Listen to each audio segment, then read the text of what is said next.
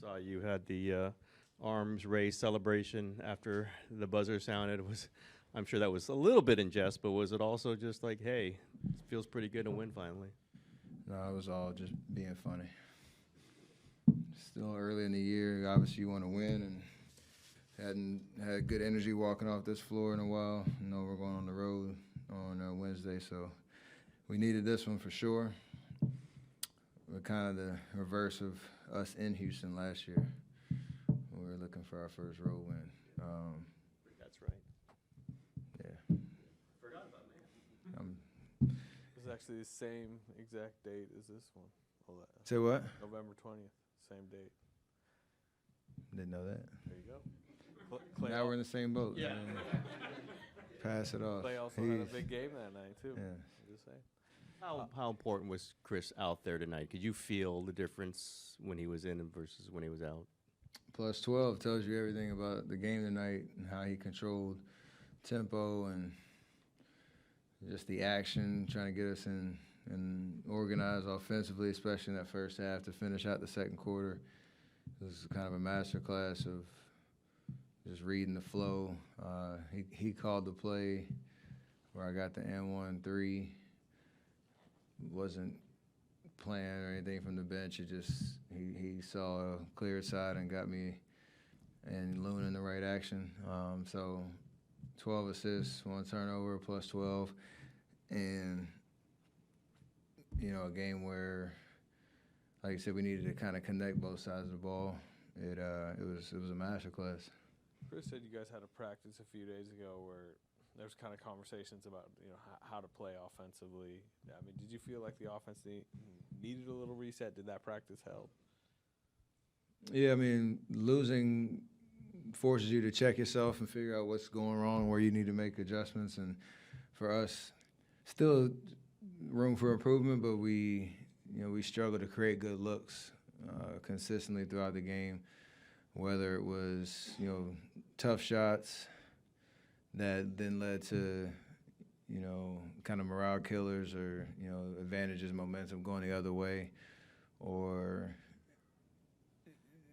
kind of playing mindless basketball where you're just running around not understanding what you're trying to do. So we talked about how we need to just move the ball, make the simple pass.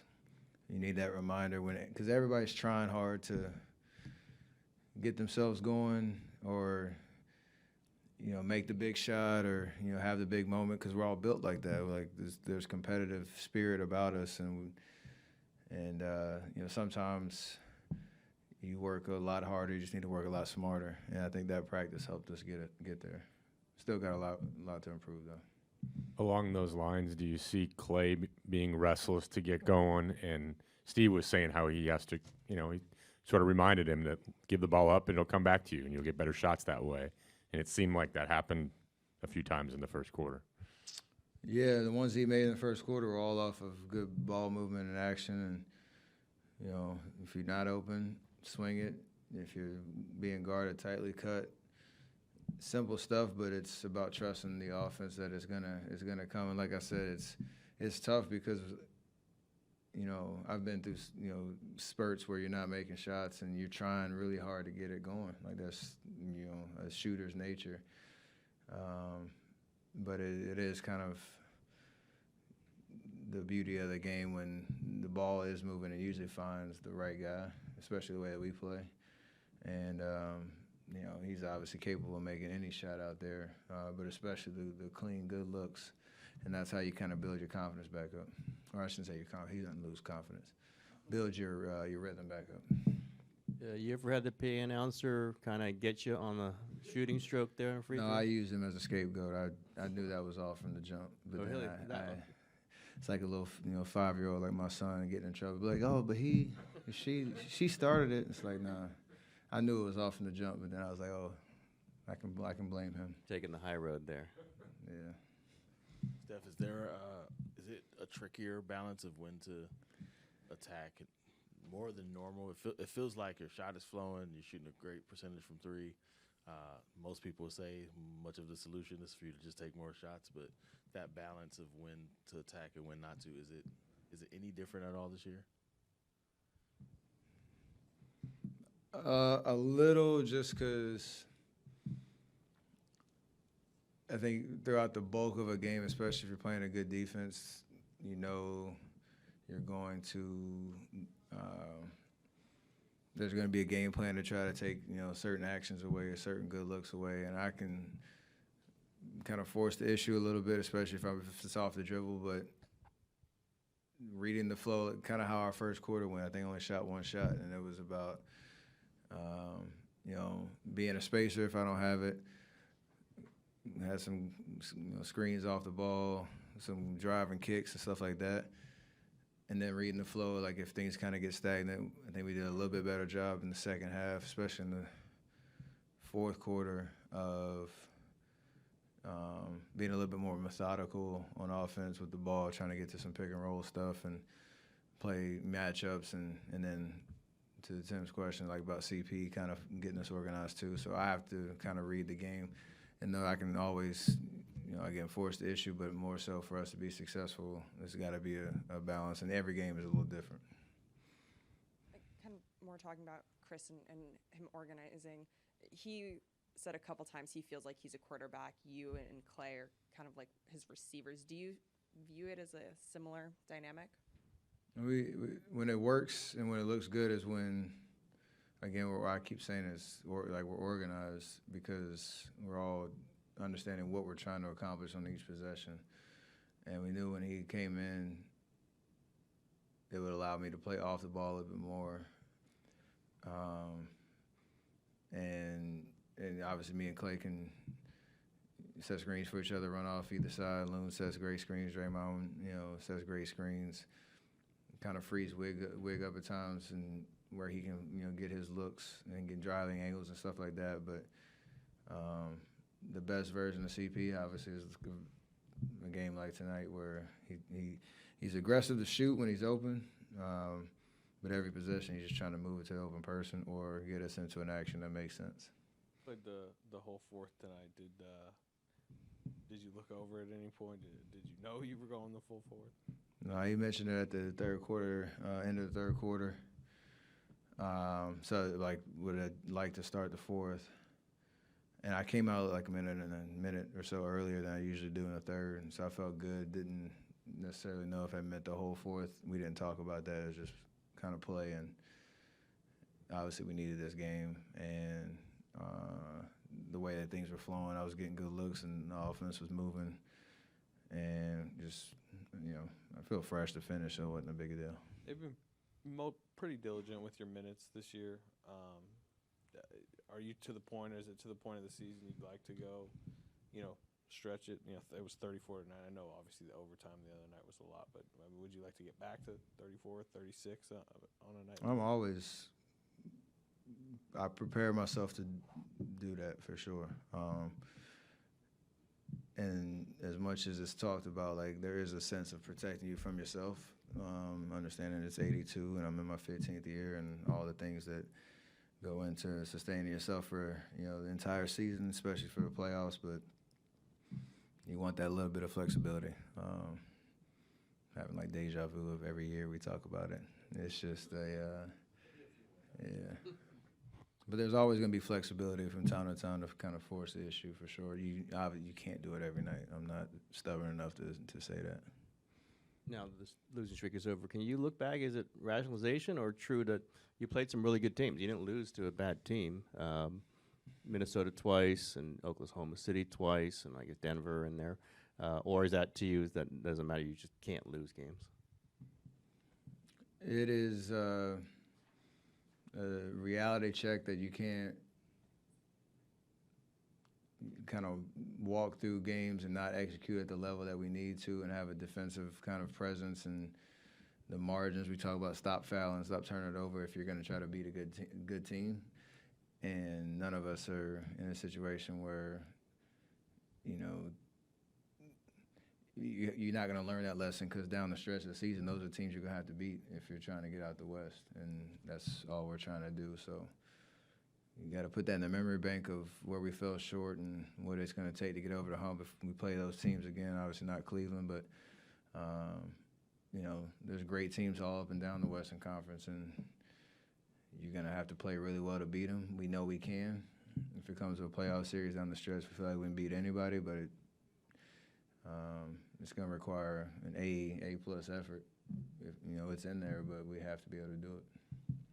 You mentioned earlier playing off the ball when Chris is out there. How much of a difference does that make compared to when you're initiating the offense? You get different kinds of shots. And I realize Draymond, a lot of times, you're moving without the ball when he's sort of directing it. I'm just curious if there's a different rhythm or a different flow when it's Chris running the show and you moving without the ball. It's different but similar to Draymond because as soon as you get the rebound, whoever's closest kicks it out. I can run to the corner, time my cuts and all that type of stuff, and I'm comfortable in those spaces. I don't want to do it the whole game because I know I'm also a threat off the with the ball in your hand, initiating and coming off ball screens and stuff like that. But it is a nice change of pace, especially for a defender to have to worry about both. You can kind of take him out to play on help side defense at times. You can just give them different looks, and that's helpful. Just a little bit more mindfulness, especially later in the game, of what we're trying to do is kind of what we learned over the course of this homestand. But those two guys, like, whatever, I don't know how many assists CP's averaging and Draymond. Like, Draymond's always been kind of the leader on that front in the last 7 years or whatever it is. My assists are way down because of that, and I'm comfortable there just because you're always a threat, whether I'm the one passing it or not. Just a quick follow-up. Does it take you back at all to your freshman year at Davidson? Because you didn't play point at all that year, right? Somewhere in Chicago, Illinois, Jason Richards is beaming with pride that you just compared him to Chris Paul. So I can't wait to send him this clip to tell him, yes, it does remind me of my first 2 years at Davidson, where Jay Rich was the point guard and I was the two guard, and now you got the Hall of Famer Chris Paul, so it's kind of cool. No offense to him, it was one of my Exactly. Kind of saw like Steph raise his arms, kind of mock celebration, but also celebration after this. Is it a sense of relief after all these losses? What's the emotion? Yeah, in a long season, when you lose that many games in a row, you forget what it feels like to win, So we just tried to play with a sense of urgency tonight and see if we could come out on top. Steve's kind of talked about kind of an excitement to get some practices in the next week or so. Like, how important in the course of a season is not only just a practice, but a practice where you guys can actually do work instead of rehab? It's actually really important when you have a lot of new faces like we got with our team. It's been a lot of different guys in and out the lineup, and the starting lineup has changed a few times, and you just need to get those reps in practice. And we had a really good practice a few days ago where we just talked about how we wanted to play, and move the ball. And all of us within our team know that it looks a lot different. We feel the shots that we getting and how we playing, and we just got to keep building on it. Chris, you assisted on 5 of Clay's 7 made shots tonight. What's it like kind of getting him going and what a game like this could do for him? Analytics is crazy now. I would have never known that. We just hooping, and I tell Clay all the time, I've played against him for a long time. Every time he shoots it, I think it's going in. You know what I mean? And he's a big part of our team and everything that we do. Sometimes we're going to need him to, cause 2-3 people to guard him and find the next guy. But every time I'm pushing the ball up the court, I'm looking for him. Kerr also talked about how when you're running the floor, it's less turnover with the ball, and said teams that you've been on, you've had that success. How do you feel about that statement? I try to, make smart decisions or whatnot, but also making a conscious effort to make sure we push the ball and get the ball up the court, so it's balanced. It's kicking it ahead. It's trying to, put plays, on target. It's like a quarterback. You don't want to throw interceptions. Especially when you got the shooters and the scorers that we got on this team. I feel like, a guy taking a tough shot is better than a turnover. Steve talked about how he needs to remind Clay to let the ball come to him, to give it up and go move without it. It'll come back to you. As much success as he's had over the years, do you remind him of that? I mean, like they always say, shoot or shoot. You know what I mean? Clay's a 4-time champion. He knows how to hoop. You know what I mean? And so I think with these games, you know, and the more we all continue to play together, we'll get more comfortable with each other, continue to trust. But, you know, I'm a guy who, when I pass it to him a lot of times, I'm yelling, shoot, you know, let it go, because I didn't seen it firsthand many a times. But it's a process for all of us getting to know each other, and luckily it's a long season. Chris, because it's so early in your tenure here, was it easier to kind of contribute with the guys who are struggling, Clay struggling, or Wiggins struggling? Is it just because who you are, you're able to kind of maybe talk to them, or do you wait a little bit because you're getting to know them still? It's a little bit of both. You know, I always got to be who I am, but I am new, you know, and I played for a number of teams now, you know, so when you come into certain teams, you figure out, you know, the voice of the locker room and how to move within that, you know, and Draymond has done a great job, but I try to back him up, he backs me up, and then also you got to know when to listen. So we got a really great group of guys, and, you know, we just try to feed off of each other. It was 6 straight losses, but I mean, at least from my perspective, it didn't feel too like panicky around here. I'm just curious your perspective coming in. First time kind of going through some adversity with this team, how you felt it has been behind the scenes. It's been cool. You know, I'm sure they ain't used to losing, especially at home like this, you know, but like we said, I think everyone here is big picture, and we understand the dynamics and how it's been guys in and out, you know, so we're going to try to find some consistency. We're going to keep fighting, going to Phoenix. Then I think we got San Antonio here. And then hopefully, you know, by then we'll get GP and Dre back. Because I don't care if we win these games or not. You know, if Dre and them not playing, then this ain't who our team is anyway. You know, but over the course of the season, we want to try to get as many wins as we can. I think it was Steph that said after Saturday's game that there was a little bit of a sense of urgency to get a win, snap that streak. Was there anything that was said before the game tonight in the locker room about the importance of getting the win tonight, or was it more just unspoken? It's the same thing that was said before the last game. You know, enough is enough. And before that game, enough is enough. You know, at some point you just want to stop the bleeding, you know, so thankfully, you know, we won tonight. We want to keep building and going on the road. We haven't seen an elite point guard such as yourself. So when you go 12 assists, 1 turnover, everybody's like, ooh, 12 assists, 1 turnover. Does it still do anything for you, or I was mad when I drove and Aaron Holiday stripped it from me, you know, because I either had the float or I had Dario right there. But I think for me, you know, if you think about, you know, Peyton Manning, Tom Brady, them type quarterbacks who got these elite receivers, for me, it's so fun bringing the ball up the court knowing you got Clay, you got Steph. You know what I mean? Like, some of the passes I'm throwing to them, you throwing it before they even get there, you know, and they catch it and they shoot it and they still make it. You know what I mean? I know what I can do and I know what I can't do. And I don't shoot the ball like them.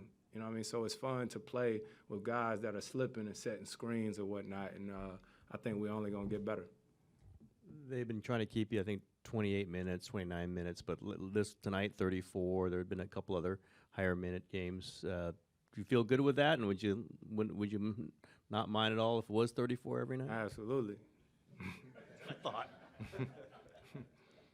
Conversation you have, or? I mean, we talk, you know what I mean? But I mean, I trust our training staff here, but I also trust the work that I put in, you know, day in and day out. You know, I train for this.